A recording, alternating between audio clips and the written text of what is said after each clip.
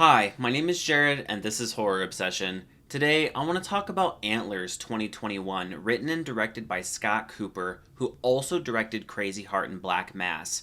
Antlers is alright, maybe even pretty good. A lot of people are pretty down on this movie, so I wanted to throw in my 2 cents. So, first, my spoiler free thoughts.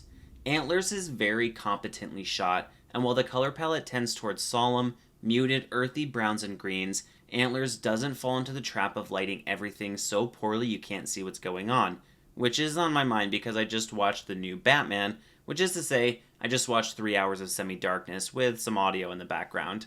Drive could mean anything. You don't trust me? You mean like you trust me? Aesthetically, Antlers is solid. There's not a ton of gore, but what is shown is convincing enough and fairly shocking and gruesome, both attributes I look for in horror gore. The performances are all very good, with Kerry Russell from The Americans leading the way and Jesse Plemons showing off his range as usual. The main kid does a great job as Lucas and is very convincing as a troubled, traumatized little boy and exceeded my expectations for a child actor. The monster design is not that unique, and the movie really takes its time introducing the setting, characters, and background, which doesn't leave as much time as I would have liked for the actual monster in what is ostensibly a monster movie. Furthermore, the end confrontation with the monster seems like an afterthought, and spending more time on the climax would have satiated more horror fans' appetites for carnage, but I actually liked Antlers.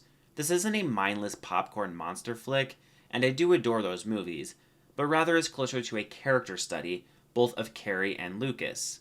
I like slow-moving horror, but Antlers does toe the line between thoughtfully taking its time and wastefully and indulgently taking forever to get to the point. If you're thinking about checking this movie out, I would say it's worth your time. Even if you don't love it, if you love horror movies, this is exactly the kind of movie you should watch so you know what an average to above average horror movie looks like these days. Now, on to some spoilers. I wanted to touch on a couple things. First of all, the bullying. Horror movies are more obsessed with bullying than celebrity chefs, and for the life of me I do not get the appeal. The thought process goes something like, we want to make the character sympathetic, and lovable loser is a tried and true formula, for example, Jim Carrey in The Mask or Peter Parker in Spider-Man 2, but this is a horror movie, so let's make it worse than missing the bus or getting your clothes wet, and let's have them be bullied. Any horror movie with kids is almost definitely going to have bullying, a trope so common it has become trite, and I mostly roll my eyes now. There are movies which do this well, including Let the Right One In, which perfectly contrasts the bullying with the relationship with Ellie, driving the plot forward and providing a convincing foundation for the love story. But in most movies, including Antlers, the bullying seems like more of a random throw-in with no tangible effect on the plot or characters. Next, the B-plot. The A-plot of this movie is Kerry Russell trying to solve the mystery of what is going on with Lucas, leading her to the confrontation with the monster, but the B-plot is her and Jesse Plemons hashing out their shared traumatic past, and while it doesn't take up much screen time, it is very well done. The way they leave the details to the audience's imagination and discuss the event via implication rather than explicitly really adds weight to the abuse, but not in a cheap, shock value kind of way. I loved the B-plot in this movie and wish they spent more time on it.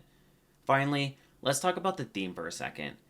Antlers is about Lucas's dad becoming a monster, and like most monster movies, the theme is really about what kinds of things turn humans into monsters.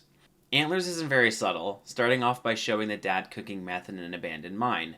Let me guess, Scott, you wanted to show addiction turns people into monsters, didn't ya? So what does Scott have to say that hasn't been said a million times? Not that much, especially because there is no clear thematic connection between Carrie and Jesse's abuse and Lucas's abuse, other than they all feel traumatized from it, and I haven't loved the recent trend of horror movies going all trauma porn on me. Do you have anything to say about addiction other than it turns someone into a monster?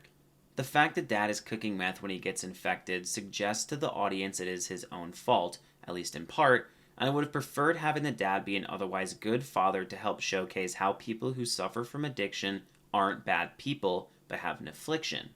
To be fair, Scott does kind of touch on this by having the youngest son, Aiden, get infected at the end, a clearly innocent character who did nothing to deserve his fate, but I think Scott should have focused on this and made it the overall thesis of the movie.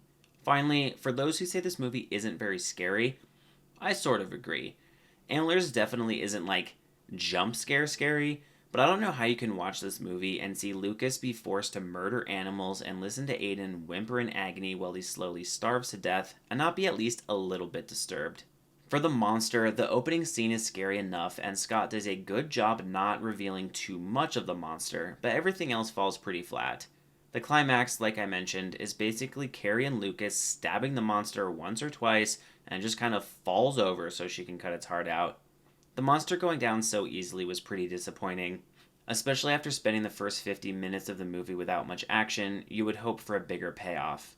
In summary, Antlers is well shot, well lit, well acted, and has an excellent B plot, but suffers from a poor monster payoff, a poorly developed theme, too much reliance on trauma porn for its horror, and the hackneyed use of bullying.